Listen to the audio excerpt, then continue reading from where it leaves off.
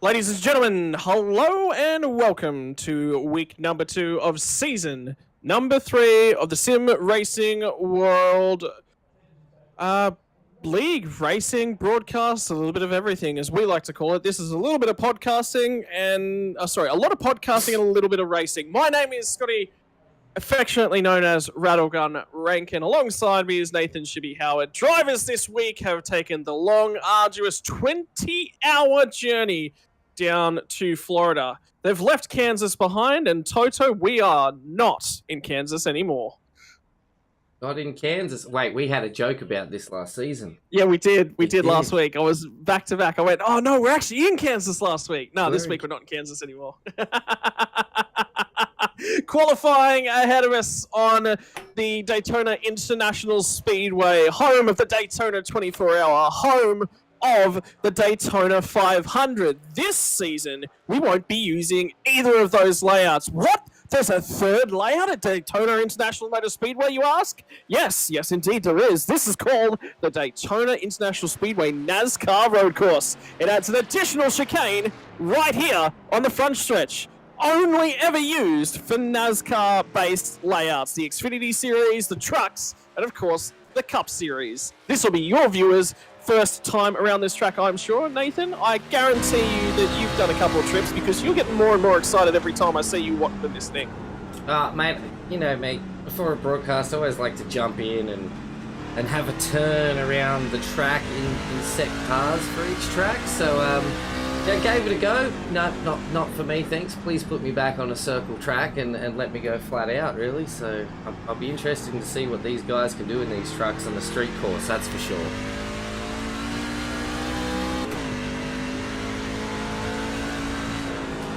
There we go. I'm back. Okay, cool. The cats have kindly come up and jumped in my face and said, hey, Dad, you haven't actually fed us, so I'm going to have to step away for a moment and just handle that. I've been busy doing things, unfortunately, earlier this evening. Joel Berkeley, you see on your screen, currently halfway through his first lap. Nate, it's not a street course, so out of luck there. Look, I mean, everything you know about NASCAR, we already knew you didn't know very much, but we can just take it and throw it out the window again. Have we got a fire out back for all of this knowledge that we can just throw it on there? We probably should, because half the time I don't think I'm listening, mate, to be honest. All right, I will be right back. I do have to feed these cats, or else they're going to continue to knock my microphone out all night. I'll be right back, ladies and gentlemen. My sincerest apologies. While Scotty deals with his cats, I'll fill your heads full of useless information about NASCAR trucks that probably doesn't make any sense at all. So these are a truck. Unlike a NASCAR, they're a car. Simple. Really? Easy. There you go. There's some useless information.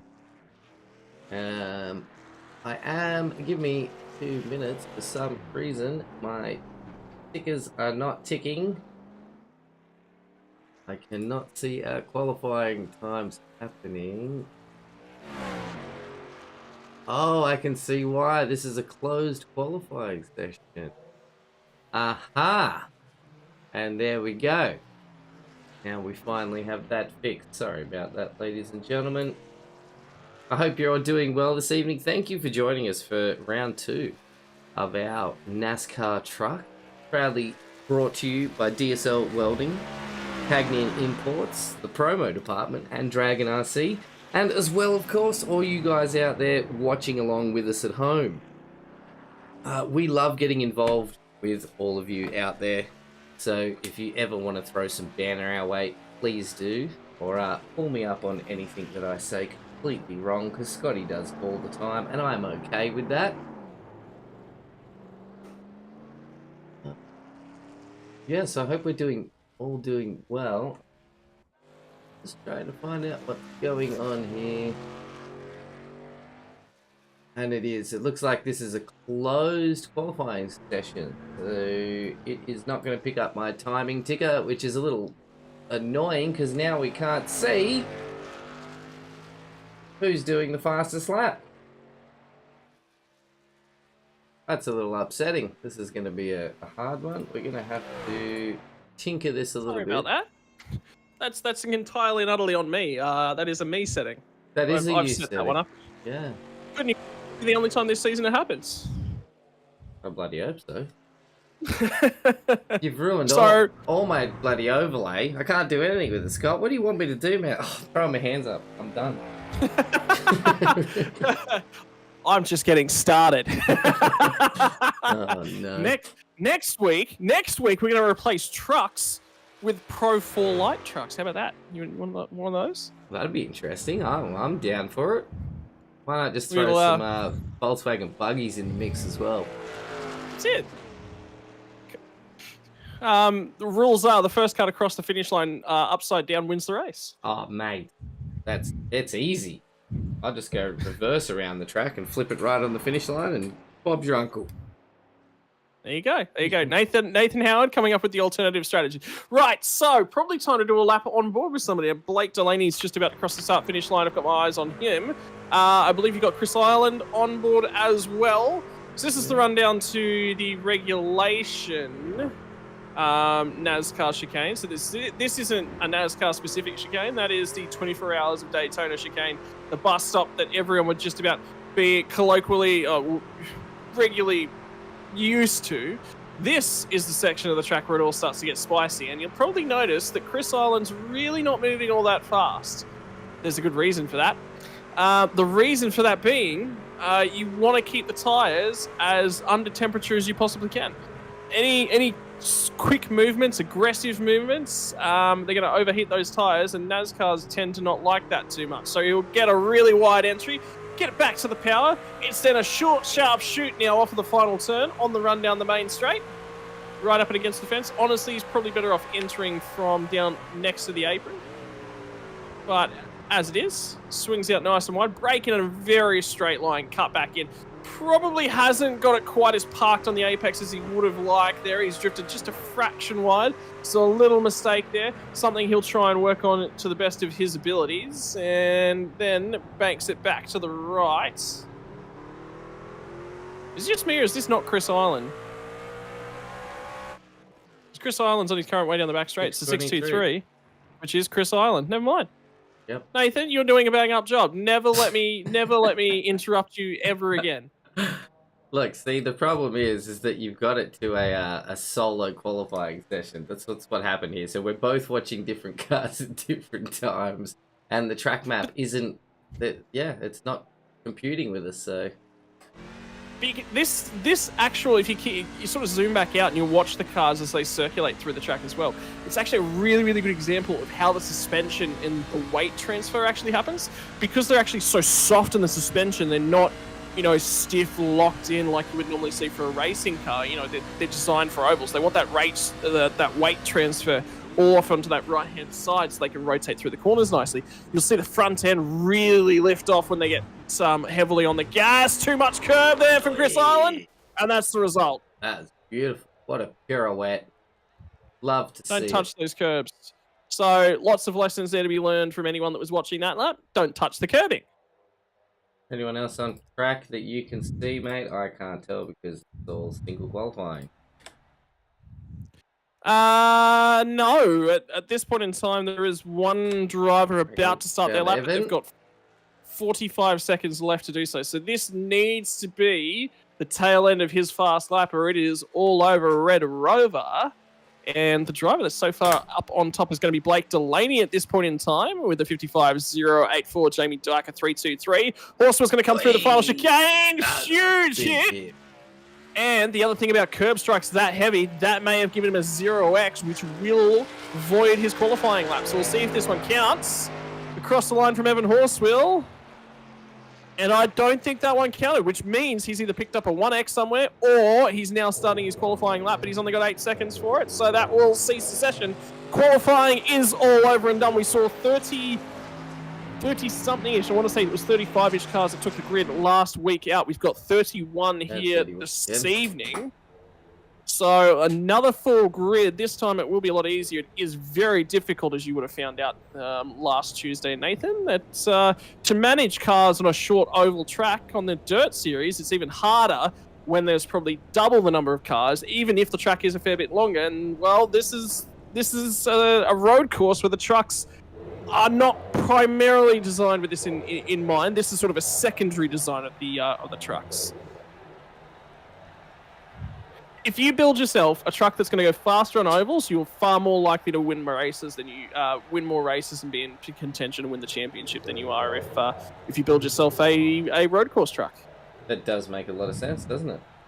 Yeah, I mean they do. I think this season it's 9 road courses for the Cup Series. I'd have to go and have a look because the trucks themselves don't actually have the same limitations as the Cup Series. They can go to a few different courses, and I know that they went to Mid-Ohio recently, which the NASCAR Cup Series won't go to. Yeah, mate. I'm just gonna see if I can refresh the overlay. Everything seems to be stuck in qualifying. So for the next week, I'll be blaming Scotty for this problem. Yeah, it's all me. I've messed everything up just with server selection from the very get-go. What's it doing? I tell you what, though, I did go to Jamie Dark, but yep, I'm very well aware that it's frozen. Oh man. I am very. I'll give you this interesting tidbit. So I've jumped over to Google Maps to actually Google the distance from Kansas Motor Speedway, where we were last week, to Daytona International Speedway, all down in the sunny state of Florida. And Google's gone, oh, you're searching for locations in America? Guess what? You can have that in miles, so... Oh, well, we want to know in miles.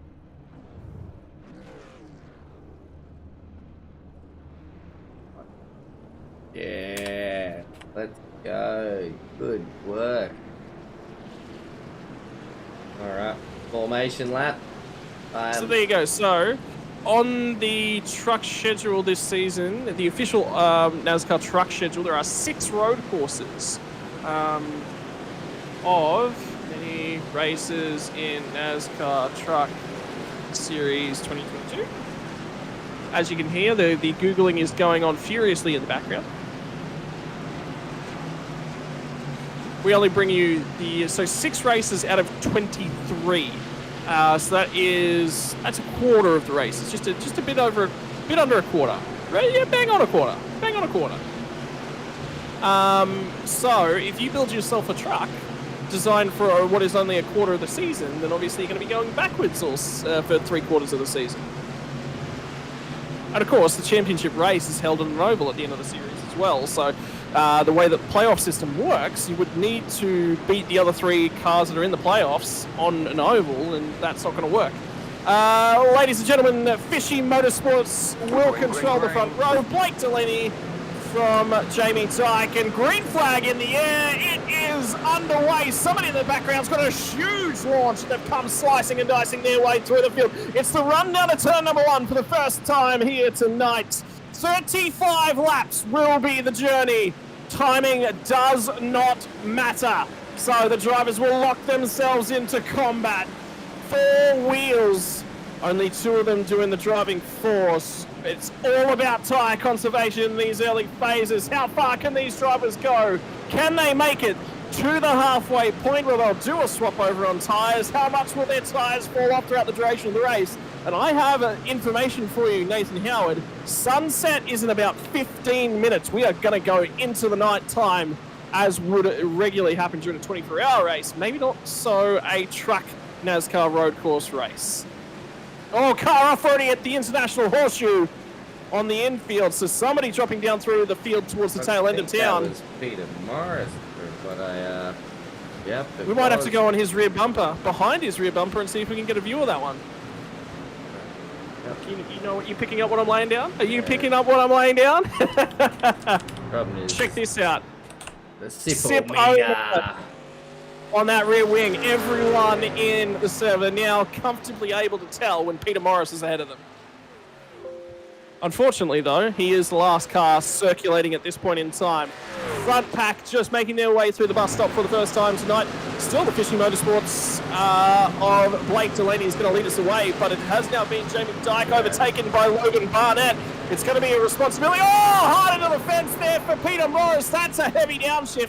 It pitched right as he went for a downshift in that car. He is going to be struggling. Not only is he a long way back in the early phases of things here tonight, but now he's going backwards. Heavy damage on that truck. Blake Delaney does lead us back to the stripe to complete lap number 1. So that is number 1 in the books. Logan Barnett's there. And I tell you what, Jamie Dyke wants to be down the inside. Big move, big wiggle for Christopher Ireland. Does manage to get the car pulled up and will come away with a spot. He'll steal that one away. Sorry, it was Kai Turner on Christopher Ireland stealing that spot away.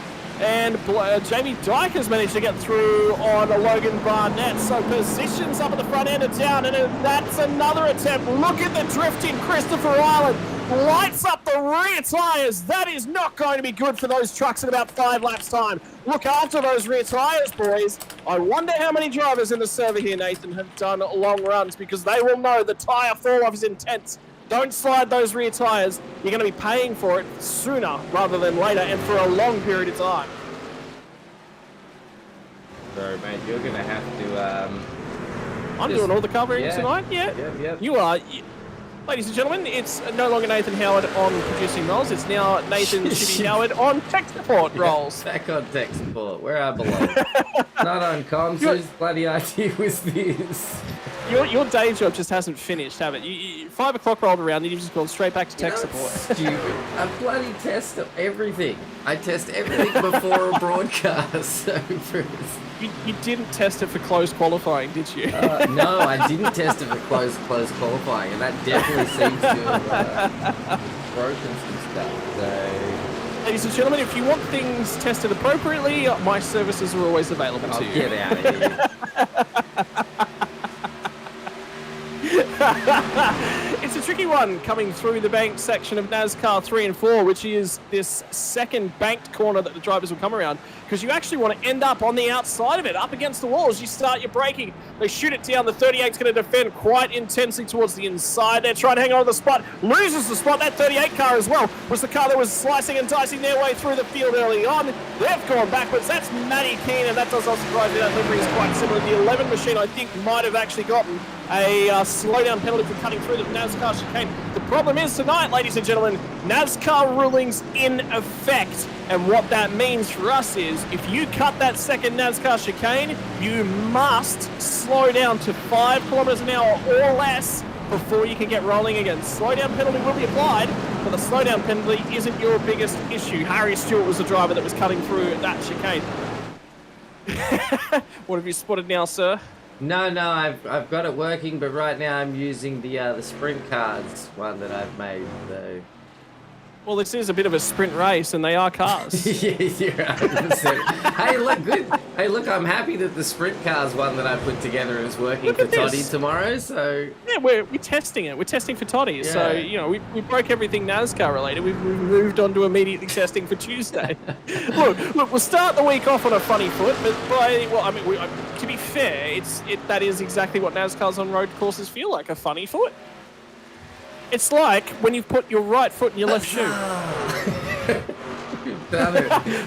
Oh, you've done it. Look at this. I got to give a huge shout out to Mr. Peter Gretton from LA Esports. Ever since I started with SRW, this guy's always been there to lend a hand. He drops in, checks the stream out, and if he sees that anything's going wrong, he always sends me a nice message and just says, "Hey mate, have you tried doing this?" So thanks so much, Pete. Really appreciate that, mate. So back on with the race. What are we looking at? Let's find some cars to watch, hey? You've just been scrambling madly around in the background. Oh, you fixed it. Mate. You're so proud of that, aren't you? You're having a banger. Look, I love this side of it, but gosh, can it be frustrating and a little bit stressful at times? Because I know the viewers are wanting to see what's happening, and here I am fumbling like an old buffoon. Stick to your day job. My day job is a computer technician, so that's... Yeah, stick to your day job. Yeah. You're doing well. Yeah, thanks, mate. Oh, Lord. I hope everything else sounds and looks good out there. I hope Bradley Oldfield's going to take no, so it's Bradley Oldfield that was on the outside in the Tinder machine, I believe, and that is going to be Chris Island that'll slice and dice his way through. Jamie Dyke just jumped onto race control to ask some questions.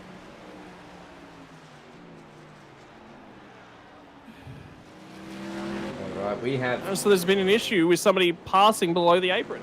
Oh, we spoke about that last week too, but that was something we were going to have to keep an eye on, or especially that the race control was going to have to keep an eye on. Cam Edwards has dropped in as well. Thanks for dropping in, Cam. Thanks for everybody for dropping in. We do really appreciate it. Scotty and I have a lot of fun with it, and I hope you enjoy it as well. But Cam says it's Wait, fun. This is what I do in my retirement. I'm banking on this being successful. This is our retirement fund. But Kai Turner has said, better you than us trying to fix the overlays. Thanks, mate. I've put as much effort as possible into these overlays to have them running smoothly. Yep, absolutely. Always put so much effort into this. Absolutely. Yep, definitely 100. Yep. Commentating. Oh man, I'm preparing for Monday nights all week long. It takes me from Tuesday to prepare for Monday nights. You know. How else? You don't just come up with this level of jokes on the fly, mate. This takes weeks of preparation. Kai Turner and Jamie Dyke continuing their duel. Jamie Dyke's going to look through the dive down the inside. Somebody's been looking after their tyres. We're going to go for it into turn number 1. It is Jamie Dyke who takes back the ascendancy at the start of lap number 5. Already 4 laps in the book here, Nate. That's ticking away quite quickly. Expected pit lane window is about that 17 to 18 lap. There may be a fraction of fuel saving to get home. Blake Delaney's lost a ton of spots. I want to say that is probably because he cut the NASCAR chicane. Bloody NASCAR chicane, hey? We got a nice battle pack here at the back with Robbie Griffiths, Harry Stewart. Bit of sideways action. Good news, the car was rotating through the corner. That's what you're supposed to, right? Power out. Power out of a slide, don't lift off. That's right. Unless you've got traction control. Good thing these trucks don't have that. Could you imagine if they did? It'd be no fun. No. It'd be boring to watch too, and I wouldn't have picked up this as a job.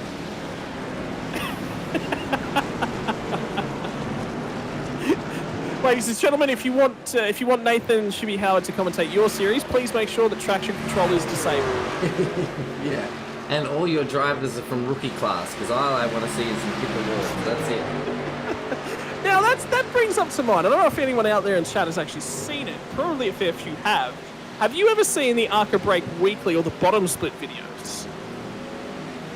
The what now?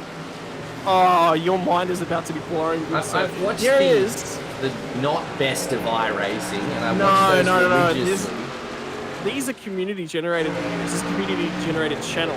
ARCA Break Weekly is done by actually a really, really high-level Indycar team.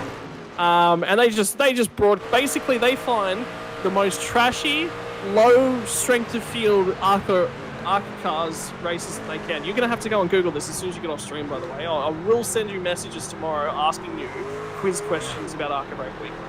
I'm going to have to. Because you are going to thoroughly enjoy yourself. Well, Cameron Edwards also jumped in and said ARCA Weekly is pure gold, so how could I not? There is, I can't remember the guy's name, but there's a commentator out there, and all he does is commentate Bottom Split. Look, as well, so there is... It's entertaining, clearly, for the incidents and the chaos. Like, I can already tell. I race in the rookies in the D class, so I know exactly what it's all about. But they're also informative. This is exactly what you shouldn't do. Robbie Griffiths also getting a image of what you shouldn't do, and that's try and pass through the outside of the kink. You will always get elbowed off there, and you are never rescuing the car before you get down to that tyre barrier over on the left-hand side. You'll be lucky if you don't take another car out on the way through. Have a look at the field spread at this point in time. Now covering about half of the circuit. A little bit more than that as our leaders are coming through to complete another attempt at the regular road course chicane. Is it just me, or does that track map have a kink in the middle of the chicane? It's like it's a right, left, right, left, right, left on the track map. Did you see, wait until you get a clear track to have a look at it? It looks that way, and now it's bothering. Are you talking about after the start-finish line? No. I'm talking about where the middle, the main pack is on their way through at the point in time. Yeah. So wait until they clear. They'll clear here in a few moments. We'll actually get our first proper look. Nathan Schultz on the move. Schultz? No, sorry. Nathan Gore that was. making the move on Aiden Schultz. I believe Aiden was on the podium last week too. Number 52. Aiden Schultz. Yeah, for Aiden's Southern just a Stars. race winner. Yeah, Southern Stars, newcomers to our league, so it's great to see all these new guys getting on board and coming and having a lot of fun too. So we love serious racing, but we also... Oh, it doesn't talk about it! Oh, no! Cars number 83 and 84. Glenn McLeod and Nathan J. Allen there. Yeah. And it looks like it may have caused a bit of a backup, but there was another instance straight afterwards. Do we have time to have a quick look? Let's see what we can do here. I'm wrong. Nope. Drop it. View would be nice. Thank you. Oh, so he's coming deep on the brakes. Wiggled a little bit. Oh, lost control. There's nothing he could have done. Just absolutely wiggled. nothing Nathan Allen could have done. No. Big wiggle on the brakes. Now, disappointingly for both of those guys, they will not get home without another pit stop. Unfortunately, that pit lane strategy is just about as bad as Ferrari's from the weekend. Mate, no idea. I'm too busy with the family and stuff to enjoy watching any TV nowadays. So I just take everybody's word for it and then laugh like I know what actually happened. You know? So go, say something funny about Ferrari again. I'll show you exactly what I mean. Ferrari! Yeah, it was hilarious. See? Easy. I know exactly what you were talking about. You've practiced this well. Is this a social skill? Can I learn this? Oh, mate, just go stream on Twitch. Oh, wait, you do. There you go. See, simple. Stream on Twitch that's not iRacing and all you do is play community game. It works out perfectly. Mate, I need friends for that to happen. I don't have any of those. Blake Delaney. Yep, Blake Delaney. Yep. No. Yep. Okay, we're actually going to go. I was interested to see we were going to take that comment, actually. I've forgotten now, mate. There's too much going on. You really haven't had enough sleep since you've had children. That has just been ongoing for an extended period of time. Harry Stewart gets the move done around the outside into turn number 1 from the 060 of Robert Griffiths. The Fishy Motorsport cars out in force tonight. A couple of them going backwards. And remember, I still want to investigate. Do we have it? I'm wondering, do you have a replay of Blake Delaney and why he lost the lead? Because he went from 1st to 4th in a blink of an eye. He's recovered quite well since then. So, let's see. So, Blake Delaney dropped a few spots, eh? Let's see what we can find for you. Michael Locke's just been escorted wide, coming back onto the oval. Trying to get out of the way of the leaders, but in the meantime, we'll see what we can find for you up and down the field. It's going to be quite heavily contested in the mid-pack. And remember... You said Peter Morris, right? No. Blake Delaney? Blake Delaney. He's still in 2nd place. What do you mean he dropped that? Yeah, he was. Ah.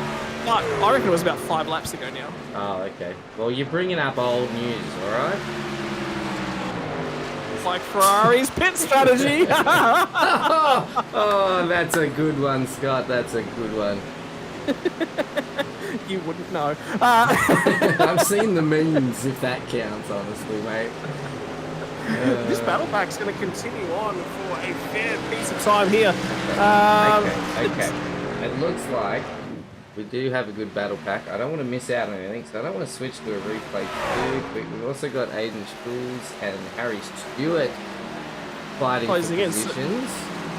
So that says to me that Aiden Schultz is going backwards. Either he's on a bit of a fuel conservation or he's burned the tyres off. Wiggle! He's let the car through and Keane goes deep and around the outside but gets the job done. This will be Greg Leake on for a battle with Mr. Steen, who was on the podium last week, who picked up a 3rd place finish as well. So this is important for Jared Steen. He wants to see if he can recover as many spots as he possibly can tonight, keep his championship hopes alive. The road course, it always throws up an issue. Steen was sideways on his entry to the chicane, escorted through the grass. He'll pick up some tumbleweeds down here in Florida. He's doing some TikTok lawn mowing, as Tyson McAvoy loves talking about. I still actually haven't looked into what that is, but I'm assuming it's just cars eating grass. Oh, they're coming through. Are you aware of what happened in the official iRacing Spa 24-hour? Mate, does it look like I'm aware of anything that happens outside of what I'm looking at right now? Well, to keep you in the loop about stuff that happened 2 weeks ago, effectively, tyres are cooler when you run them on the grass Oh, so it cools them down. in iRacing. Oh, well, I suppose if it's a dewy day, it'd make sense, wouldn't it? But you'd have to run across a lot of bloody grass to cool your tyres, I think. Well, yeah, so that was effectively the 24 hours of driving with one wheel in the grass on the straights. Yeah, that was not a good look for iRacing, unfortunately. Anyway, Robbie Griffiths has continued to assault Aiden Schultz. Schultz got a big wiggle on again on the turn into the bus stop. Go on board with one of these guys, probably Robbie actually, because he's going to have a good opportunity, or even Chris. Either of those guys can have a really, really good view. You actually want to get in the cockpit if you can, Chippy, because you want to see their handiwork. As they shift down, you want to listen to the cars. Watch the wheel work here as he comes down into this next chicane. It's all about being smooth, keeping that wheel straight as you possibly can. Matty Keen's on a move. Matty Keen's on a mission. Matty Keen is destroying any hopes Robbie Griffiths out of a strong finish. Well, That's one that way was to do it. that's the most opportune time we've ever been for an onboard shot. Yeah, that was fantastic. I really enjoyed that. Can we tee that up again sometime? No, Next time, we might have to go on board with Matty Keen. Yeah, and actually see what happened. I have amazingly found where Blake Delaney started dropping back. It was around lap 3, and Yeah, that sounds about right. Yeah, so if you've got that available for us, we'll check it out. And definitely not yet, because this is too good to keep your eyes on. Have a look at the rear end of Chris Tomlin's car, walking all over the track off the exit of turn number 3. And down through the kink. This is tricky. You have to lift at the kink. So many cars, you won't actually have to lift at the kink, but this is the battle for the lead now that has actually closed in. Don't apologise. This one's getting spicy as well. They're designed for oval racing, and now it's Blake Delaney getting right up close and personal with the rear bumper of his teammate Jamie Dyke, and he bailed out of that. Fair bit of fuel conservation going on there for Blake Delaney. Whether or not he's trying to extend and go for the overcut, have strong pace towards the tail end of the race. Cars dipping left and right, trying to get out of the way. Christopher Tomlin. There is a Tomlinson that exists out there within the iRacing on Australian servers, but that is not the one that we're talking about at this point in time. So I think Delaney might just be being a little bit conservative here, and there's a few crinkles in Jamie Dyke. He's cut the chicane, and Jamie Dyke will have to come to a complete stop before he can go again. So he's lost a whole host of time, and he has dropped from the lead of the race back to P4. And this, ladies and gentlemen, is your second place finisher from the V8 Supercar servers from last night as well. Why don't you?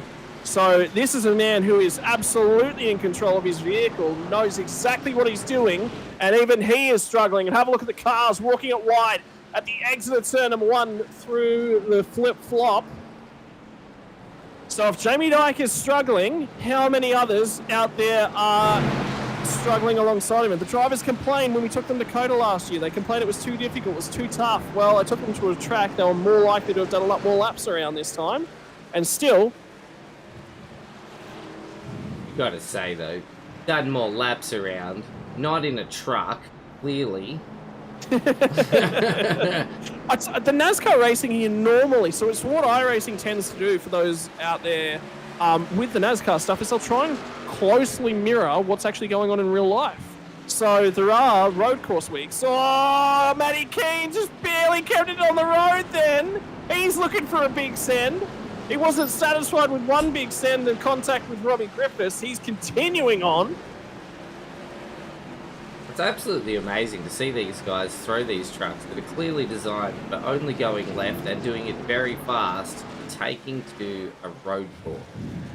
And look at Joel Berkeley, who's a mile up the oval, a mile up the banking at the moment. But of course, he took the wider line around the corner, meant he hung on to momentum. Now Paul Bryan tucks into the draft. This, ladies and gentlemen, isn't even inside the top 10.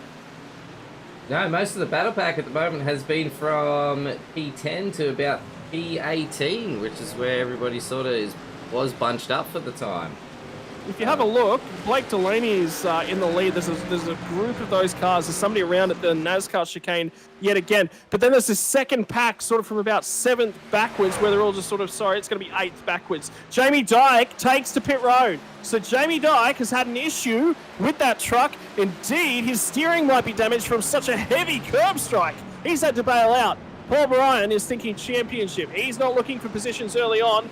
Don't really want to touch those curbs, trying to get back to the power. The trucks don't like throwing that power to the floor at any stage.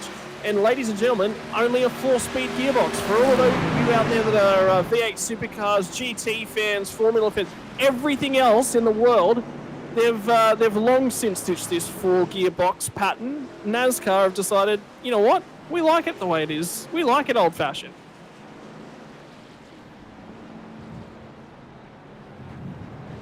What have you done now? Stop clicking things, Shibby. Just leave it alone. Mate, you're a parent. You should know that. That's the advice you dish out. How often? I fixed it. I was trying to fix the friggin' the track map so it shows the colours of the cars, their numbers, and I was changing the timing ticker like an idiot. I like that. Shout out to our Facebook chat at this point in time. Cameron Edwards is obviously back in and enjoying things, continues on. Has come up with a new name for Matty Keane, the Torpedo. Torpedo time. I like it, yeah. I like it as well. I think that works well.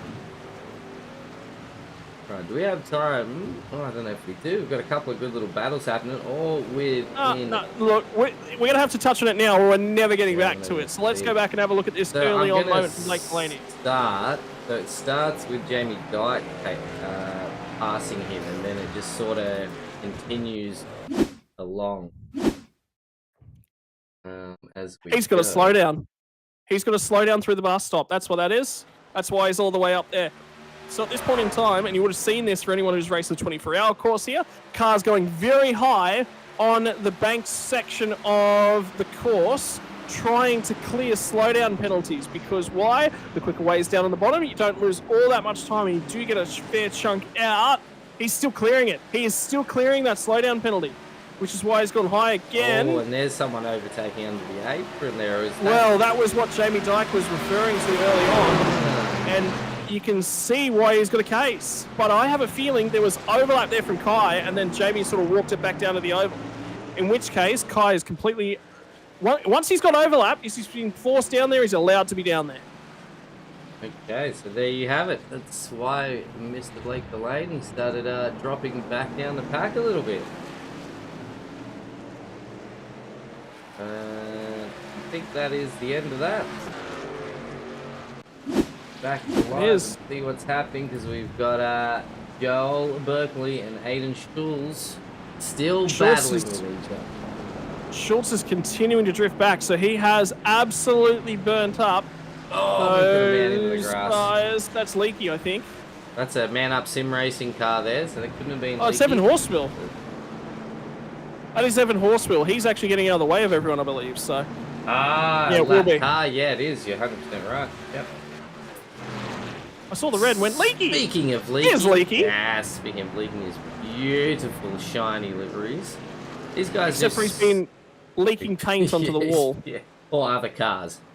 Him and Jared Steen, this battle might be for dead last, or just about dead last, but I think this is probably one of the better battles that's on the track at the moment.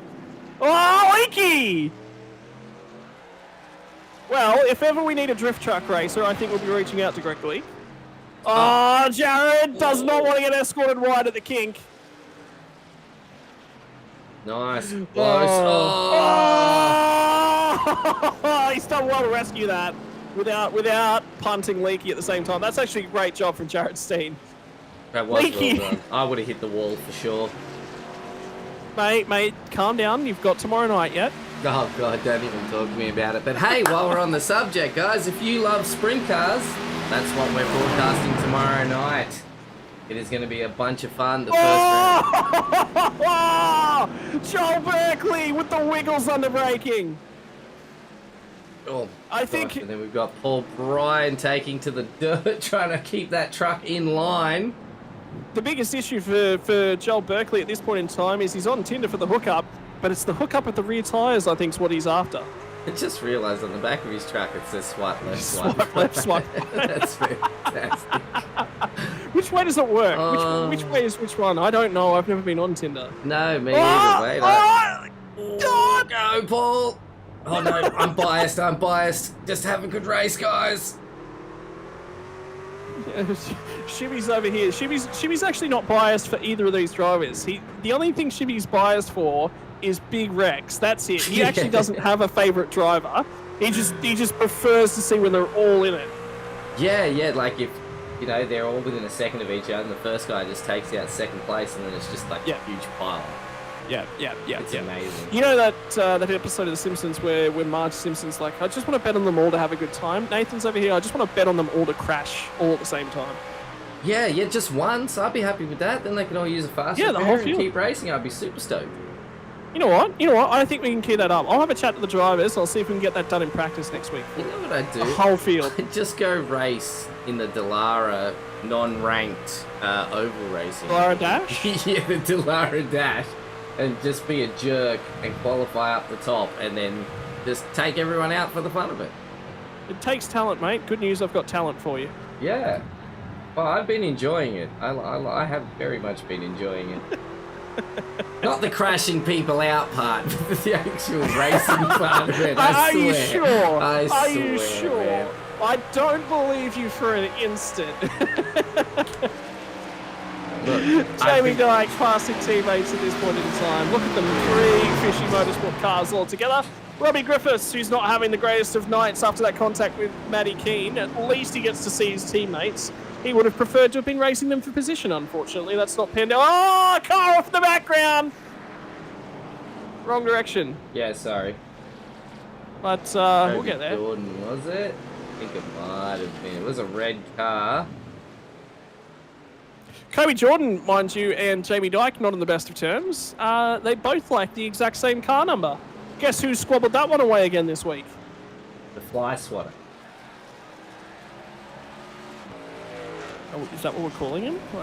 No, I thought you were the fly swatter. You get in there and you just shoot, and whoever survives gets the number sort of thing.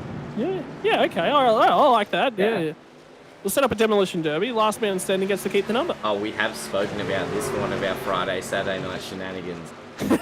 We have setting up a server in iRacing to do exactly that, but essentially whoever is still able to drive around the track is I thought that's what Rallycross was. yeah. It was some nights, that's for sure. Checking in with our runners up and down the field. There's 2 separate Tinder cars out there at the moment. Daly up 17 places, different set of tyres on that. Yeah.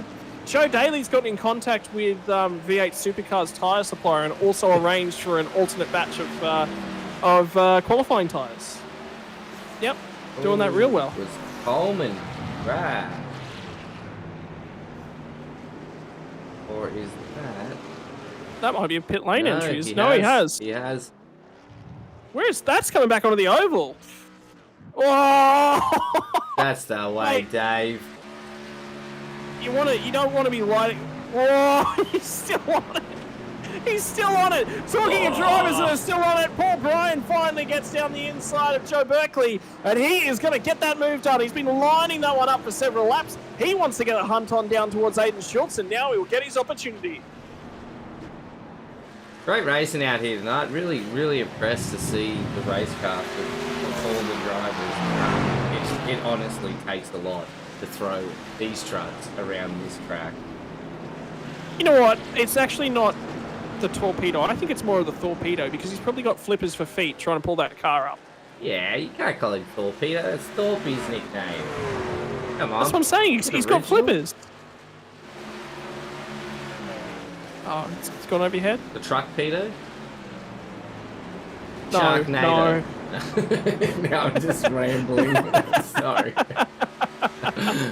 Oh, Joel still lining up the rear tyres and still going backwards. That's a laps That's the leader on his way through, Jamie Dyke. No, it isn't the leader. That's actually for position. Jamie Dyke has pitted, Yep, so that one is for position. Speaking of leaders, Blake Delaney continues to light up his rear tyres coming out of the final chicane. We'll get the undercut happening in the opposite direction. Jamie Dyke will clear him when he comes back through, but the problem is Dyke will have to perform another pit stop. We're up 17 of 35 laps. And So probably the end of this lap for Blake Delaney. definitely have to be looking to start seeing a swarm of people coming into those pits, especially with how hard some of these guys are pushing. Whoa! Paul Bright gets air. Oh no! That was beautiful, Paul. He's heard us talking about the rallycross and thought, I can do that. Anything you can do, I can do He better. was like, check this out, guys. Looks like Bradley Oldfield might have just had a bit of an incident, but it could be. Might have just pulled the tyre off the side of the track and just flashed up. It is tricky. It's a unique set of skills that it takes to wheel one of these cars around, but to run at that pace for an extended period of time as well is another unique skill. You've got to be real cautious on all the tyres. You've got to learn that when the rears are starting to go, how do you put more weight back on the front? One way you can do that is jam the bias forwards. As the stint wears on, as the car gets more and more wiggly, there's less grip at both ends of the cars. What are you going to do to drive the car better? Short shifting is one way you can help manage the tyres. There's a lot less wheel spin. Remember as well, when we went to Coda last season, I was talking about fixed axles or welded rear axles. What does that mean? Both of the rear tyres will spin at the same speed. So, unlike conventional cars where you have a differential which will allow the outside tyre to move faster than the inside tyre, which really helps the car turn, they don't get any of those benefits here, Nate. And you can feel the difference when you're in the thing. The level of grip is absolutely not there. Oh yeah. Even in my rookie sort of era of iRacing, these are a complete different beast to anything else that you put around a track.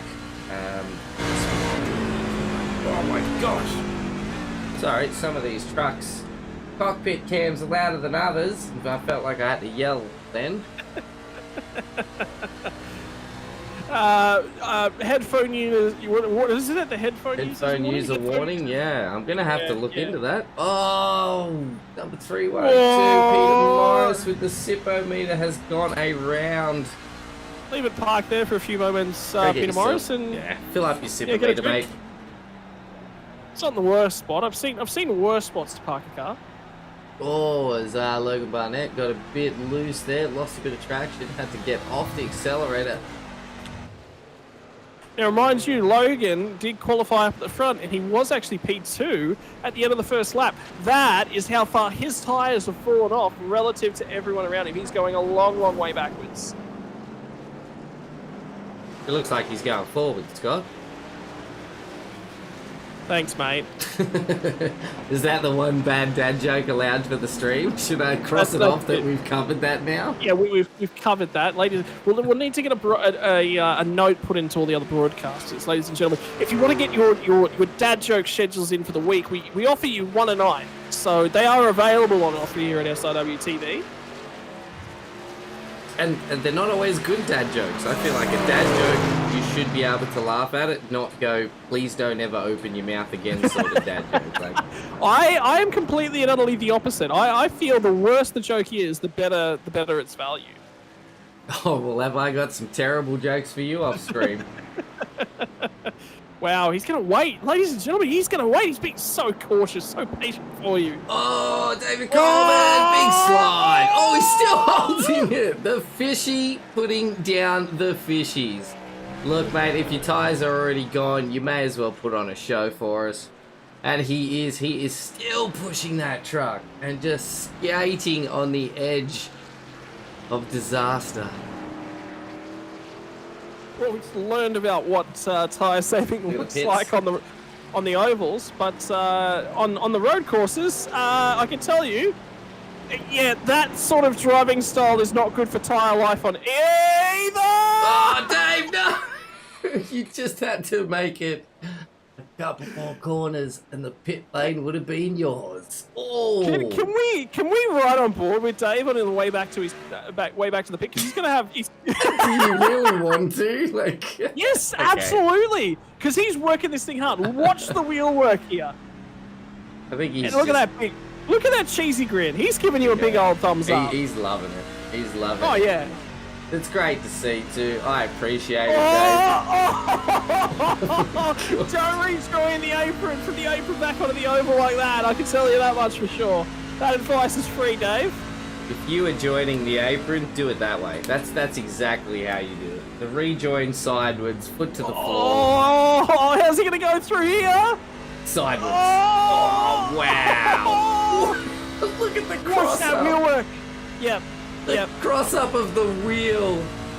I think Dave has said, you know what? I've paid for the tyres. I'm going to use all of the tyres. Oh, he's definitely using all the tyres. That's 100%. There He's is. doing a great job of it. Who cares about the race result? Oh. Race result does not matter. Are you coming in, Dave? Oh, he's going another lap. He's just gonna burn rubber. He doesn't even care anymore. I get the feeling Dave might be listening to us. Yeah, the man knows he's on show right now. He's probably sitting there with a huge big smile, ear to ear. Putting on a show for the viewers. We should probably get back to one of these battles in a minute. I will find one. No, absolutely not. We missed the pits, okay? The pit light started flashing, and I think we had about 6 or 7 people come into pits, all in one big hit, and we were too busy riding on board with Dave doing awesome drifts. Who cares? I don't care. Still The race, riding those tires. the race is right here. This is the entertainment. Oh! Now he's going to pull the truck up. Now he's going to get on the brakes. Flick it. Oh, he's done, Do the he's done Scandy well. flick. Scandy flick.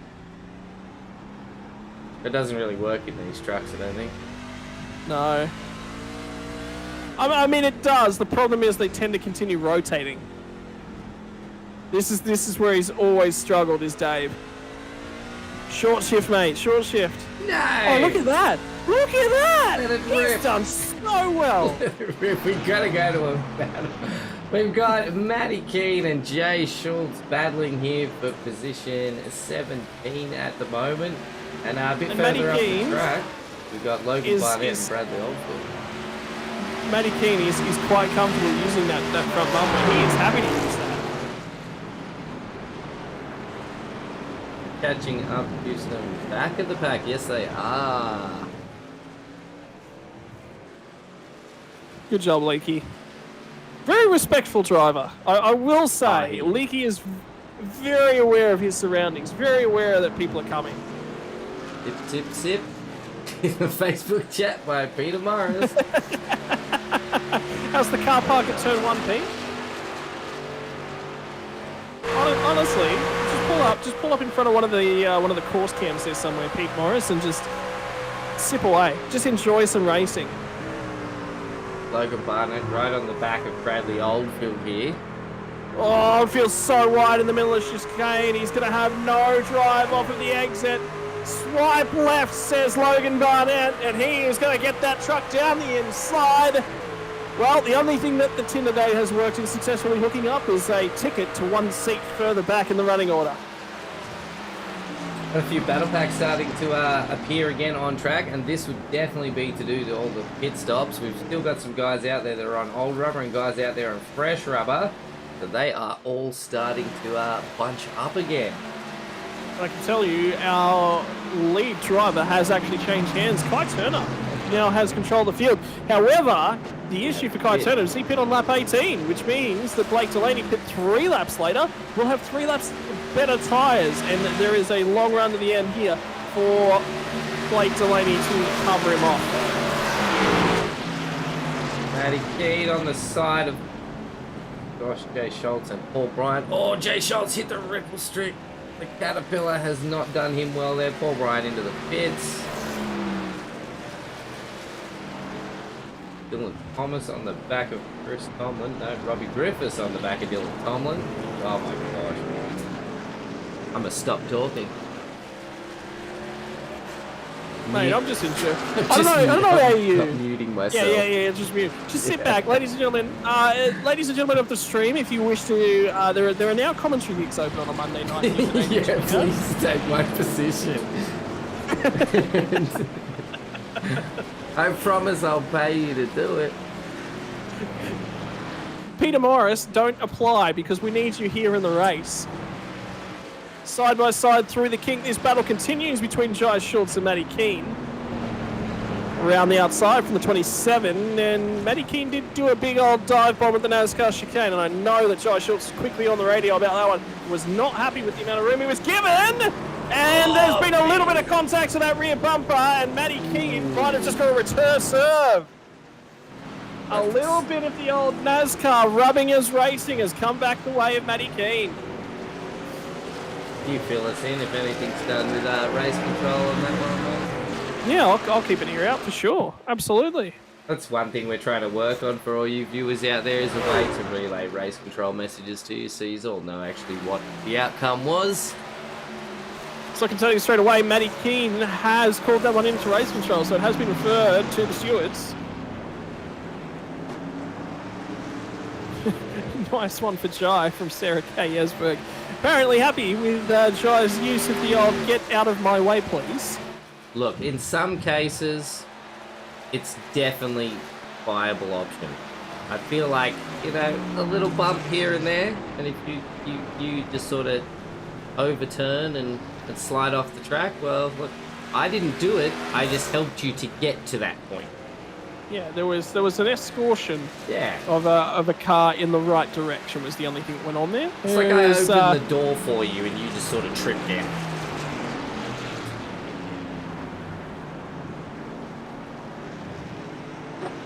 Paul Bryan, after his eventful night over the curbs at the second chicane, has continued to take the curbs over the second chicane.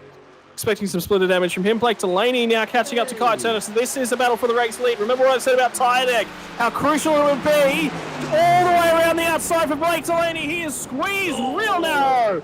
Catches the curb. They're both going to catch a little bit of curb.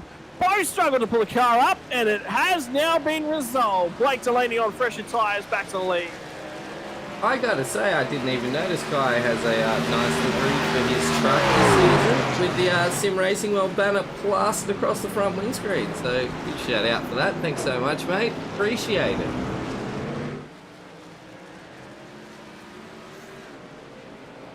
What a exhilarating race. Hey, while we've got some time, I want to say a huge shout out to everybody out there watching and enjoying. I hope you are having as much fun as Scotty and I do every Monday night at 8:15 p.m. Australian Eastern Standard Time. If you are enjoying it, please let us know by hitting the like buttons. If you're new to the channels, please tell me that was a beer. Was that a beer you just cracked? No, no. That absolutely sounded like cracking open a cold one. Yeah, but any night. cold can. You see, it could have been a can of Coke, it could have been a can. I like my V energy drink, and occasionally I might need a bit of a kick. Yeah, well, Logan Barnett might be on the receiving end of a kick here from Bradley Oldfield, who's still hunting him back down. The swipe left wasn't received kindly from Bradley Oldfield, and he has not disappeared into the background as of yet. Battle continues between these guys. Robbie Griffiths has now caught back up to the tail end of Chris Tomlin again. Remember, these guys were having a battle earlier on in the race, so that one isn't going to resolve itself either. That's a great run out there from Robbie Griffiths. He is going to be all over the rear bumper of Tomlin. And I think Griffiths has a feeling he should be back inside the top 10. Coming deep close. from Griffiths. Down the inside, the International Horseshoe. I think this is actually the West Horseshoe, mind you. I don't know which direction is north here at the Daytona International Road course. Paul Ryan's going to come back down through the pit lane, grab a fresh set of rubber to the end of the race. Remember, he could not make it to the end from his first pit stop. There's a couple of cars that were like that. Jamie Dyke was among them. Expect him down to the pit lane very shortly because we've got, I think, 12 laps left in this race. It's great we are coming down to the final run to the finish. Derek K And dropping Griffiths- in again. It's like the Biff in State of Origin. Not exactly encouraged, but definitely fun to watch as a spectator. I agree wholeheartedly. 100%. Bring back The only Biff. bit of State of Origin I ever watch is the fights. I don't watch anything else. I don't even look at the score. You don't watch the game. You just wait till it's all finished the next day, and you just type in State of Origin fight highlights. No, I don't even need to do that. They're generally all over my newsfeed. Facebook has learned that I'm a man of culture. Man of culture. I love seeing a man punch another man in the face. As for a man throwing a ball to another man, no thank you. I don't know that. I'm not interested in that. It sounds boring. But watching a bunch of drivers get out on a track in some awesome NASCAR trucks. We're all about it here on a Monday night. All about it.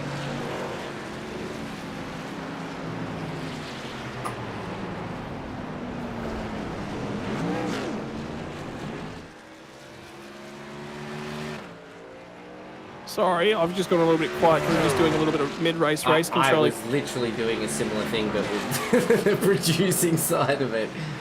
So, yeah, unfortunately, what does actually happen is iRacing has settings that allow you to sort of reduce the number of cars that you can see in the screen so that your frames per second stay quite high. And what's actually happened for our race control tonight is that there was the incident between Keane and Schultz happened when they were both at the opposite end of the circuit to the car that he was currently spectating, which meant that they were the cars that got chopped off of his broadcast, so he wasn't able to see it.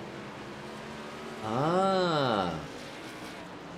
Which is what would have been happening with your timing the other night with the V8 Supercars as well. There were a number of cars drawn. Yeah, I think SDK was really struggling to keep up.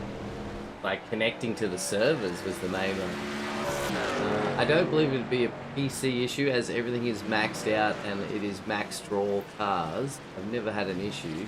And being a computer tech, I'm not running a slouch of a computer, that's for sure.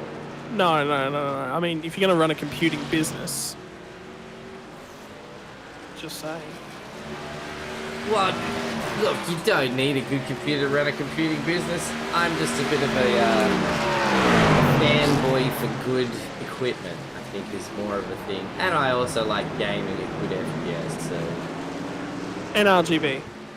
No. My whole setup is really quite blacked out. Ladies and gentlemen, I announce my retirement from Monday Night Broadcasting. I cannot better be in the commentary booth unless it is appropriately lit with flashing coloured lights, Nathan. No, it's a very blacked out setup. None of my keyboards, mouse pad. Yeah, it's all sleek. So end result, I actually just went back and had a look at that incident between both Schultz and Keane.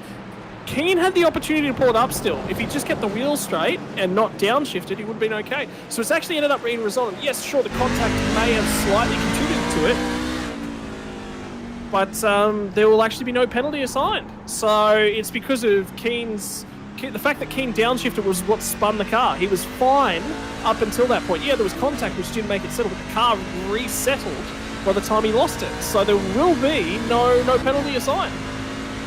What they call that, a racing incident, right? Racing incident. Well, I mean, it's not even a racing incident. That is one driver losing control of their car on their own. Right, so avoid penalties, lose control of your car, and accidentally hit people. Is that what you tell me? No. See how Matthew Keane didn't actually hit people then. Yeah. He didn't get. Otherwise, if he had have hit people and he would have caused an incident with Schultz, maybe it would have been looked at differently. But because Schultz was able to just sort of sit there and drive around the outside, there was no penalty to be issued. Well, there we go. You heard it. Straight from the horse's mouth. Whoa! Oh, God, wide. Nathan Allen having an He's issue. gonna have to cut. Yeah, he's taken the safer option, has Nathan Allen. Did he pull into the pit centering? I think he No had. idea. Jamie Dyke's back in the pit. Yes, we were expecting that from Jamie Dyke. Wasn't going to get home on the fuel yeah. we had. Oh, I wonder if he did tyres at the same time. He's going to have to. Yeah, you would not... I mean, if you're coming into the pits, you would get such a huge gain from grabbing the tyres as well. Because you've also got to remember that if he stays out, his first pit was on like lap 8. It He's was got to very do early. then Yep. like 27 laps on that set of tires. At that point, you just the cost benefit analysis of taking tires as well. Just take the tires. You're only going to lose an extra 5 seconds by taking tires, and you'll make that up in 3 laps. Oh! Put the sipper meter down, mate. It's really starting to affect you today. And we've also had Evan Horswell off the side of the track.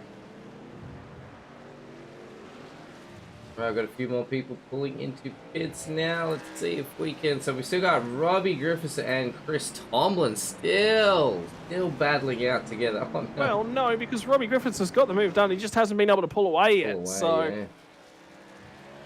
That draft really playing into Chris Tomlin's favour.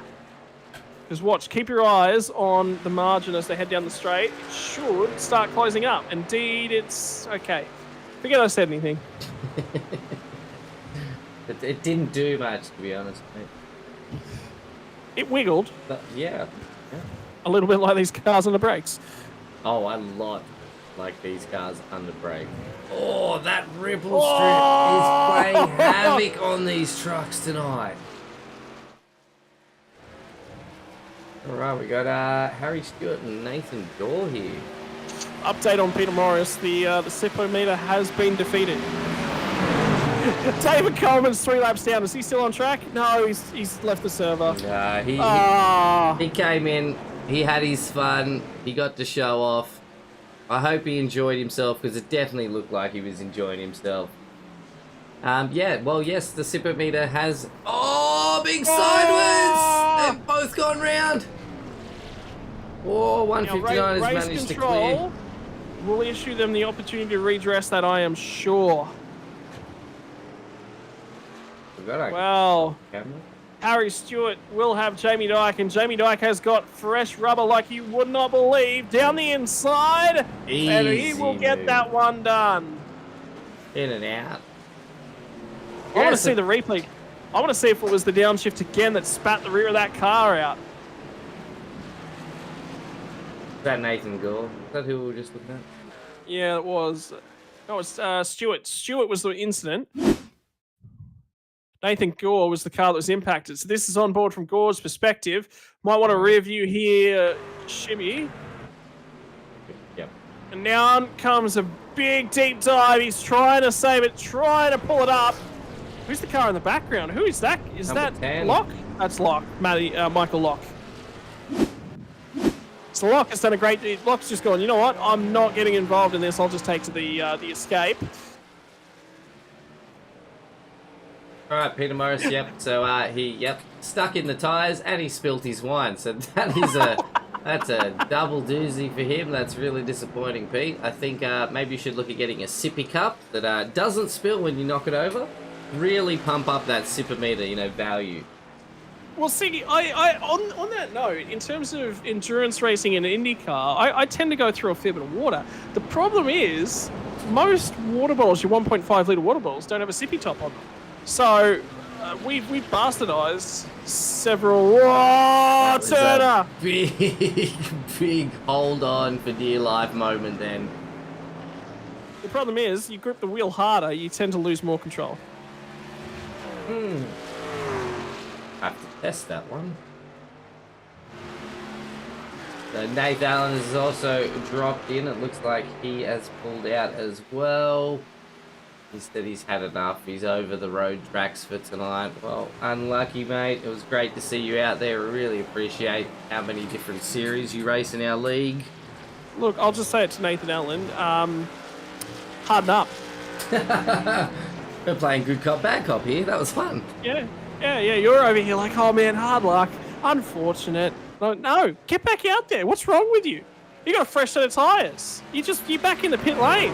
Go light them up for the rest of the race. We want to see what a truck reacts like when you, instead of trying to pull up for those last 2 chicanes at the end of the race, once the race is over, just bowl over them. Just light them up. I know that Nathan Howard will not complain. Oh, no. No. Every time you say Nate, I'm like, who are you talking about? I already told you, but like my in real life mates have called me Shibby or Shib for like 15 years, man. So whenever someone calls me Nathan, I'm like, who? Like it just goes straight across the top of my head. Like I'm not even listening.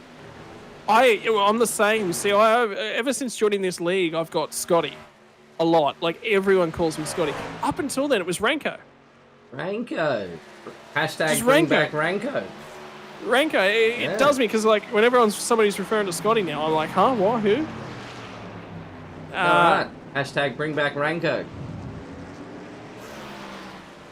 Although Rattle Gun did sort of stick pretty nicely. That's taken off, yeah. You know what's really upsetting though? We didn't ask our podium last week to do the Rattle Gun sounds from NASCARs. Do you think Blake Delaney, Chris Ireland, and Kai Turner will mind? I think they should at least give it a go. But we are only we'll asking one thing. We're only asking minor things. Really, a rattle gun sound is, embarrassing yourself on the internet is really, that's, come on, guys. Embarrassment. Who carries shame nowadays? You ask my wife, she really, for the first couple of years we got together, did not like going out in public with me.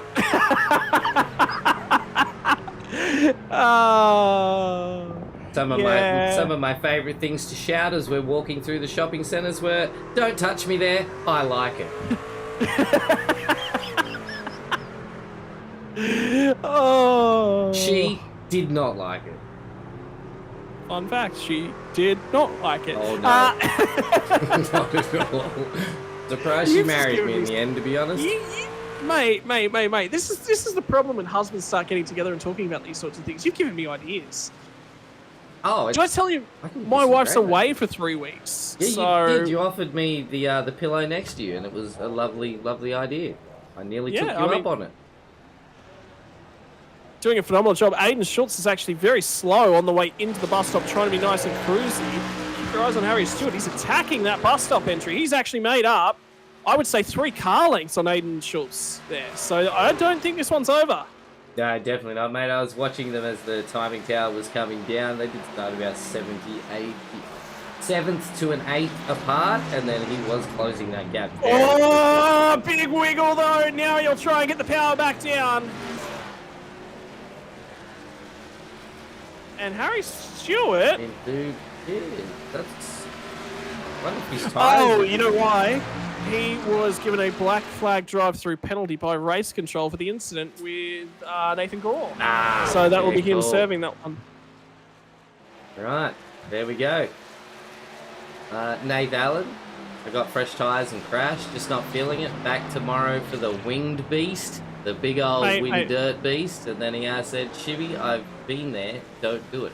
I'm not 100% which bit of the don't do it part he means, because there's probably many things that I say that people are like, don't do that. Oh, the rejoin. Tomlin drifted wide on the entry, and now Harry Stewart's going to take that one back around the outside. Drives through pit lane, serves a penalty, and nearly cops a whack on the exit. Oh, Harry Stewart getting really deep. He's deep. He's in trouble. I think he tried to break around that corner. Oh no, I think his tyres are starting to really let go now. He's trying to keep in front of Chris Tomlin. I wonder how long he's going to hold this off. You know what it is? He's just had to serve a drive-through penalty. And anyone that has ever seen the 5 minutes video from Greg Murphy at Bathurst will know what a driver looks like when they are annoyed, when they don't think they deserve the penalty. So that is a man that's on a mission. And unfortunately for NASCAR truck drivers everywhere, you do not want to be angry in the cockpit around the road course. Those rear tyres, they are feeling the brunt of a racing deal, a racing incident, not a racing deal, racing incident from Harry Stewart that has not gone his way. Kai Turner's closing in on Chris Ireland too, so that battle up the front, he's closed down about a second over the last couple of laps, so he is coming. And for these drivers, there's 5 laps left to run, and I don't know if Chris Ireland has got the rubber that he needs to hang on to that one. Last lap time for Kai Turner was a 1:58.297, so 1:58.3, 0.3 of a second quicker than Chris Ireland. And Blake Delaney's still in the 57s. He's just gone. Forget it. He's just flying. He's making sure he puts this win in the bag. Stick wings on that thing and ask for some frequent flyer miles from Blake Delaney. Evan Horsfield on his way through pit lane at the moment. Not sure what that's about unless he's had to come back down for another splash of fuel to make it through to the end of the race. Hard to see, but it sort of looked like he just sort of drove straight through. I didn't see a stop, but I probably wasn't paying attention either. Pit lane time. Dad, watch me drive! Dad, watch me drive! Yeah, I'm watching. Yeah. Oh, big slide from Dylan Thomas. Oh, nice little reverse park into the tyres there. That's really nice. He's now. He's gonna. There's a ton of traffic coming. Get out of there, buddy. Nice work. And that's how you get back onto the track without causing any more problems. So Ireland might have just had an issue on that previous lap because I'm just keeping an eye on the gap. And Kai Turner's lost another couple of tenths to him again, unless Turner's now had a mistake. Yeah, they have dropped right back off. They're back to sort of, getting a bit slidey there. Maybe his tyres are starting to really show their age. He's just struggling with the last few laps. And Michael Lock will do his best to stay out of the way, but at the same time, that's going to really hamper the drive back off onto the oval section. He's actually done a reasonable job from Kai Turner until he had to escape from the throttle to keep that car out of the barrier. He's hoping for a toe down the straight to keep him in spinning distance. Aiden Schultz, mind you, has just caught up to the rear end of Nathan Gore yet again. So this battle is continuing to evolve throughout the night. Series leader on the way into tonight was Aiden Schultz. I don't think he'll be leaving with the series lead. No, he has to stay here. Yeah, not allowed to leave. He's just staying here. The rest of his career, Daytona International Speedway. I didn't mean to laugh at that. I just couldn't help it. Nathan Allen in chat, he said, he was saying don't do it as in don't lay next to Scotty. It's scary when you wake up next to him. Nathan, I told you, you're not allowed to tell that story. I feel like now I need the story to be told so I can make up my decision if I want to lay next to Scott or not. There is no story. That's the story. There is no spoon sort of moment. Yeah. What happens in the spoon stays in the spoon. Big spoon, little spoon? No. Not finding out now. Now, Chrissy Ireland is starting to struggle. Kai Turner goes right up the inside there, and you see them both get on the power around the same time, and both those trucks, it's like skipping a stone around a corner. So for these guys, it's actually, and remember, these are high-level drivers. This is not because these guys don't have talent. This is just what happens when the tyres are that far worn. They're really starting to struggle. It's a battle, not necessarily for who's got pace, but for who's going to make the least amount of mistakes. Who's going to pick up the throttle nice and smoothly. And we're under 3 laps to go.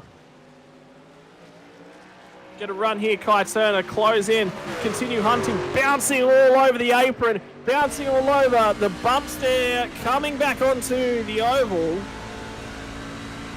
Falls back a little bit of a way, but he'll start to zero back in, and that gap is starting to close. Has Chris Ireland got what he needs left to get this truck home in P number 2, or is Kai Turner, the driver of the 5 machine, is he coming? He is coming. And there's 2 1/4 laps left to run, and the gap is now down to 0.3 of a second. And at the back end here, Kobe Jordan involved in a huge race for position with Jai Schultz. And Dylan Thomas. I didn't think that was Dylan Thomas actually involved in the fight, but they are. They're nearly 3 wide coming off of turn number 1 on the way to turn number 2. Big old wiggle going on there, and there's been a swap of position between Joel Berkeley and Logan Barnett as well. So positions up and down the field. Berkeley is off the track somewhere. Berkeley has had a huge incident and he is bleeding spots. And Kai Turner down the inside into turn number 1.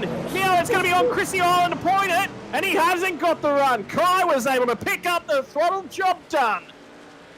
Job done for now, though, mate. Anything could happen in the last 2 laps or last lap and a half at this moment. Oh, talking about anything could happen. Kai Turner down at turn number 3. All kinds of sideways trying to get back to the throttle. The bumping and bashing. Big incident for Kai Turner. Chrissy Island to walk away with that one, and I don't even think Kyle protested. He'll just go, look, safety car, the race is over. There's no NASCAR overtime? There's no, it's a road course, you muppet. I know, but I get so excited. I love NASCAR overtime. Call up Jim Henson. There's a muppet in the commentary booth. As long as NASCAR's running, mate, I feel like that's going to be a constant thing. We've got Nathan Gore and Aiden Schultz again. These guys have been non-stop this whole race. Nathan Gore coming up on the left-hand side. But he was going to make Gorey actually got away from him. So Gorey's made another mistake, and Aiden Schultz has gone on through.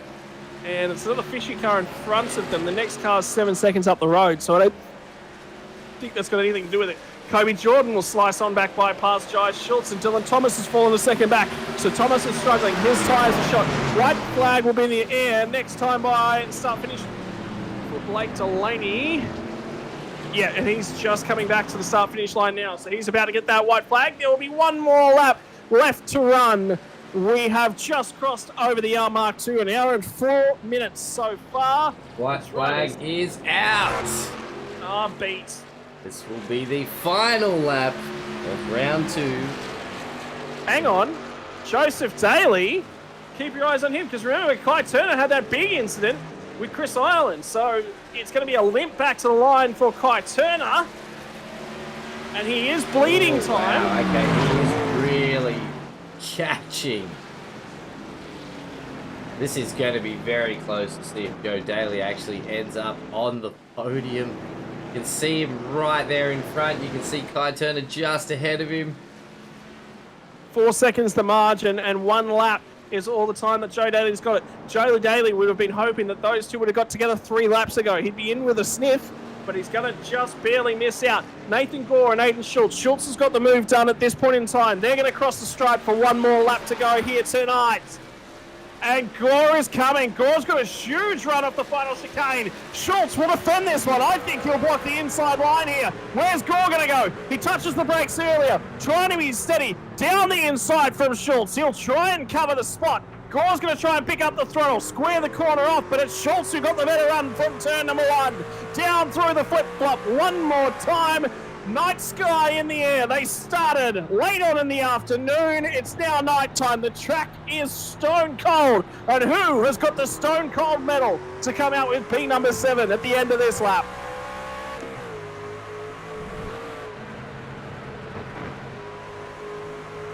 Gore's now 7/10 of a second back off that rear bumper of Aiden Schultz. Schultz has done a great job through the first sector, but as the second sector begins, there's a big old wiggle from Aiden Schultz. Gore's going to have the draft when they get back down here onto the oval section. And Blake Delaney will cross the finish line. The fireworks in the background. He has just crossed the finish line. It has now resolved itself, but more importantly, we'll keep ourselves on the only battle that's happening out on the track. And have a look at Joe Daly as well, 3.3 seconds. So he's taken nearly a full second out of that one. Going to run out of time, unfortunately, to get that move done. And here comes Gore. He's going to send it to the outside. It's the last lap, so he's not backing out of this one. Schultz will have to cover him. Schultz has been weak through the bus stop all night long. How's Gore going to go picking the throttle up? Who's going to pick up a slowdown? Gore is there. Gore catches the curb. That's a huge moment. You think that might be enough? Aiden Schultz on the run to the end of the NASCAR chicane. One more left-right combination. So it's a right-left combination for Schultz, and he's got a huge margin now. Gore had a great opportunity on the run off of the bus stop. Too much curb. Schultz picks up a little bit of curb. Gore is there. Gore goes to pick up the throttle, and it's all wheel spin. Aiden Schultz comes home with P number 7, and that will seal the deal for Aiden Schultz. I don't know if you'll walk away with championship control, but he will walk away with P number 7. Robbie Griffiths was a great recovery drive to finish in P9. Christopher Tomlin will round out your top 10. What a finish for the mid-pack.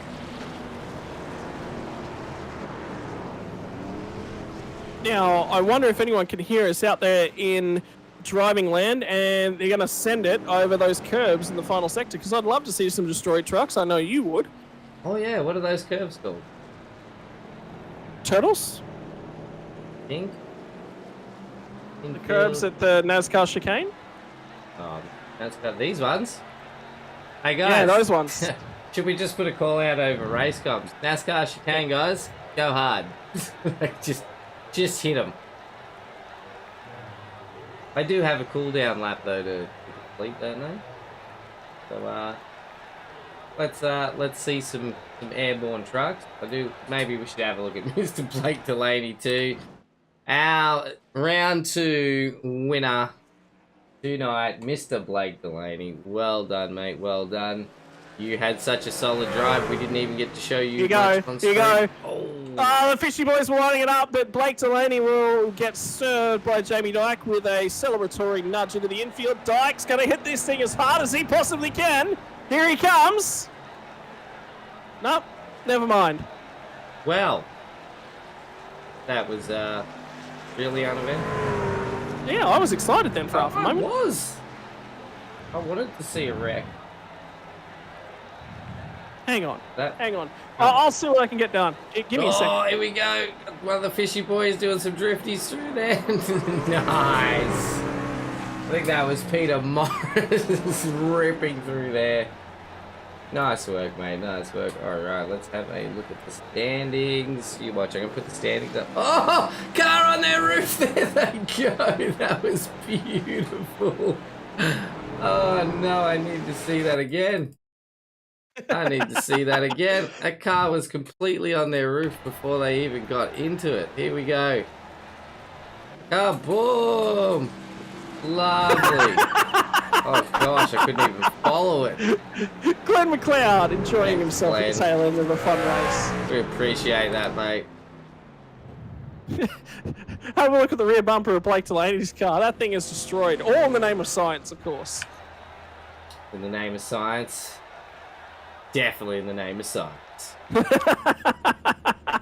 We do actually have a few more boys that are rounding up. They're about to hit it. They're about to hit it. Quick, get to that last curb. Quick, quick, quick, quick. Quick, Where'd quick, they quick. Did I miss it? Are we just there? Maybe they pulled Oh, off they- the track. No, no, no, no. I can see cars that are barrel rolling in the front. You might have been on a replay mode. Here they come. Here they come. This is them.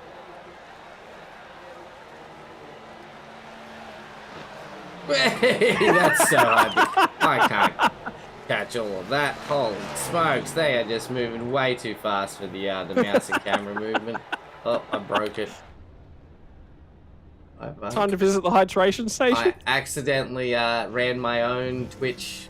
My own Twitch. That was too much. I need a better angle of that.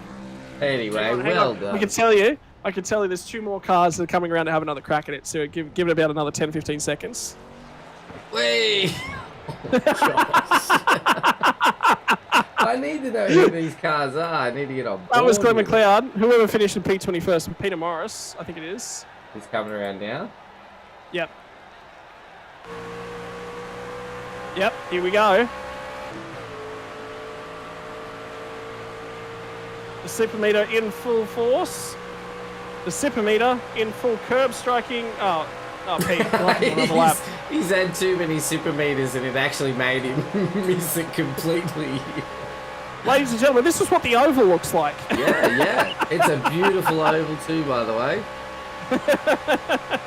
Anyway, as Pete Morris continues his fastest lap of the race, we will join into our podium celebration. Daytona, unfortunately, not able to be with us, but it will be Mr. Chris Ireland. Now, here it is. Oh, Yeah! There we go, Pete. What a legend. Oh, what a finish. Fantastic, guys. Thank you so much. Chris Island, you and Kai Turner had a little bit of a moment like what we were just witnessing there on the broadcast towards the tail end of the race.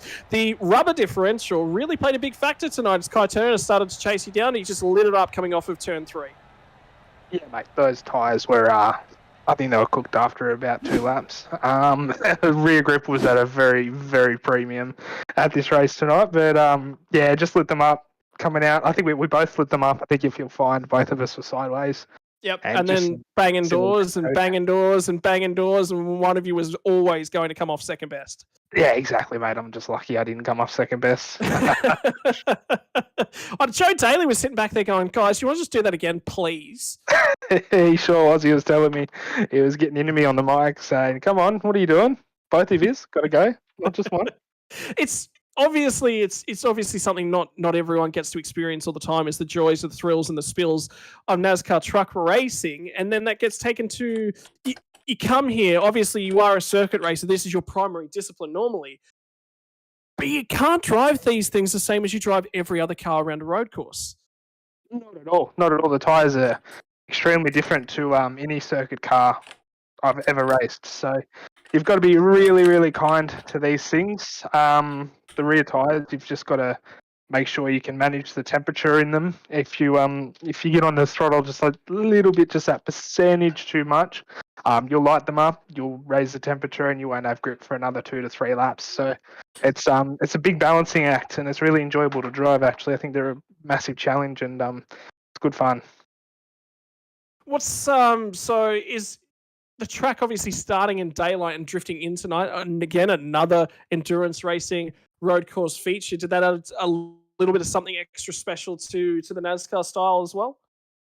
Probably reduced my frame rate a little bit. And, as soon as it hit nighttime, I think I was sitting on about 60 frames per second, which was a bit hard in that slideshow effect. But yeah, I'd say definitely. I mean, the lights, obviously, on the NASCAR, there's no lights, so you can't. You can see the apexes, but it's not as well as you can in the daytime. So I did really enjoy that twilight race. That was good fun. Now next week, let's just. Oh man, I don't even have the schedule. I can tell you how prepared for this that I absolutely. I'll get it for you, mate. Thanks. This is Nathan Howard. Next week we head to Darlington. Darlington. I don't know how much do you actually know about Darlington Motor Speedway. I'll tell you how much I know. Absolutely, FA. Yeah, not much. I don't own many oval tracks, but now that I've driven this car in this series, I might jump into a couple of oval tracks and start seeing what that's like. Really know nothing, so we'll see how we go next week. I can tell you, Darlington is probably considered the hardest NASCAR track there is. So the lady in black shoes referred to, and you will be out there with a wall. I can tell you for a fact, of everyone that's here next week, I can expect probably 1 or 2 cars will walk away without having touched the wall at some stage during the night. Oh, well, that wall's calling my name then. We'll see. We'll see which one I hit. Either turn 1, 2, 3, or 4. Who knows? Righto. Well, thank you for your attendance here again, Chris Ireland, second place from round number 2. Your opportunity to say a big shout out and thank you to all the sponsors. Yeah, big shout out to Hobbs Trenching and Boring, Precision Performance Shop for any sort of setup needs that's required, ProSurf Finance, Sydney Computers, AJ Insurance Services, Transform Media, Pixel Blocks, CD Cinematography, and 27 Designs for the cars.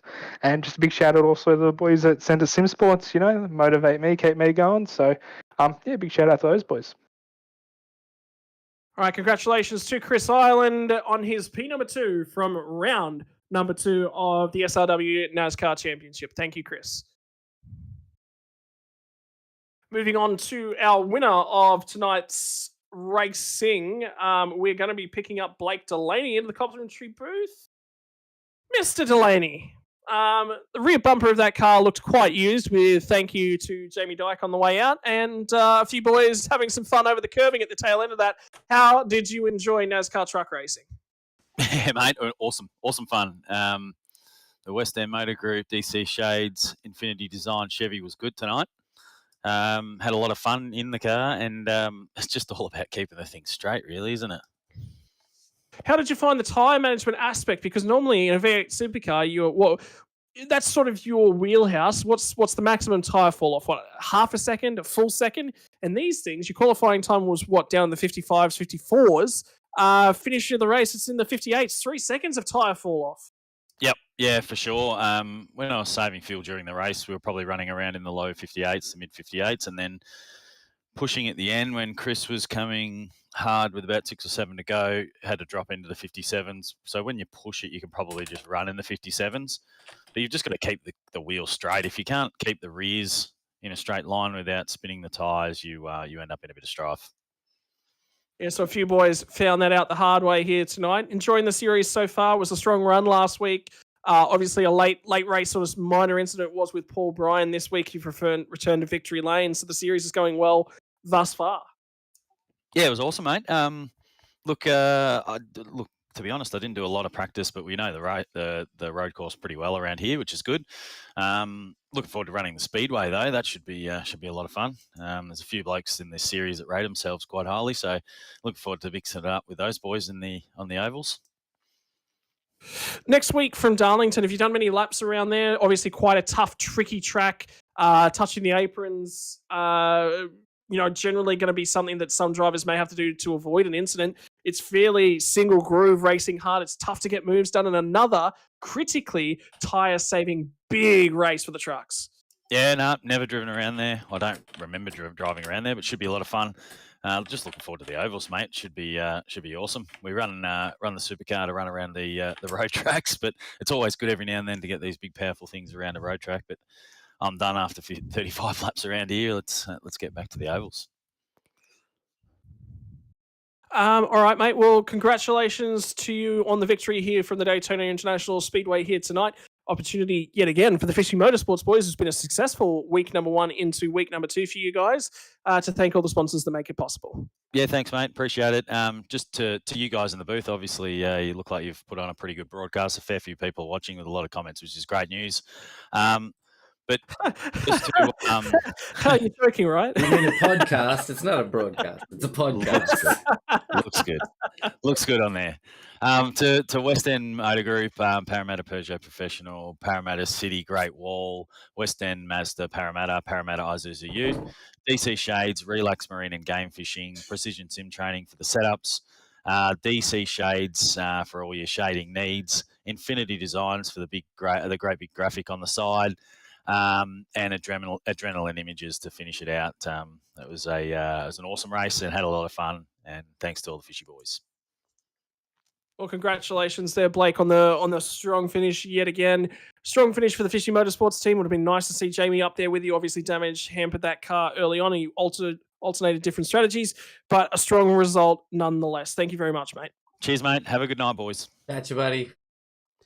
Well, Nathan, that brings us to the conclusion of week number 2 and time to return to regular standings, as it seems, from next week in Darlington Motor Speedway, one of the oldest operating circuits, home of the Southern 500, generally considered to be the throwback paint scheme rounds. I wonder if a few boys out there will potentially try and get themselves out and amongst it, have a look at some older NASCAR-styled schemes, and potentially pick something to copy. We would love to see if any of the drivers up and down the field will have the opportunity to repaint their trucks. Some of the drivers, obviously, it's not going to really be feasible, but that is effectively the nature of the Darlington event on the NASCAR calendar. Nathan, a trip to a road course. Last season it was Coda. It was tricky. It was tough. I don't think it was any easier, given that the difficulty level of the course here tonight has changed. Oh, it definitely wasn't easier. From what I saw from last season, regardless if you're a top tier driver or just getting into it, these trucks are an absolute handful around these road courses, and it's a phenomenal sight to watch. So I thoroughly enjoyed it, and I definitely would like to see more road courses. Sure. Well, ladies and gentlemen, it's time to call an end to the Monday night broadcast. We hope that you've enjoyed everything that you've seen at NASCAR that's come your way from Daytona International Speedway, an alternative take on the Daytona that we saw last season. Tomorrow night, don't forget, we will continue with left-hand turns. However, this time, it'll be with a little bit of a right-hand kink. You've got to turn right to go left. as the Hudson Hornet from the movie Cars famously said. We hope that you will join us then for another broadcast courtesy of Sim Racing World TV. Bye for now, not forever. See you next time. Good night, guys. Catch you all next Monday.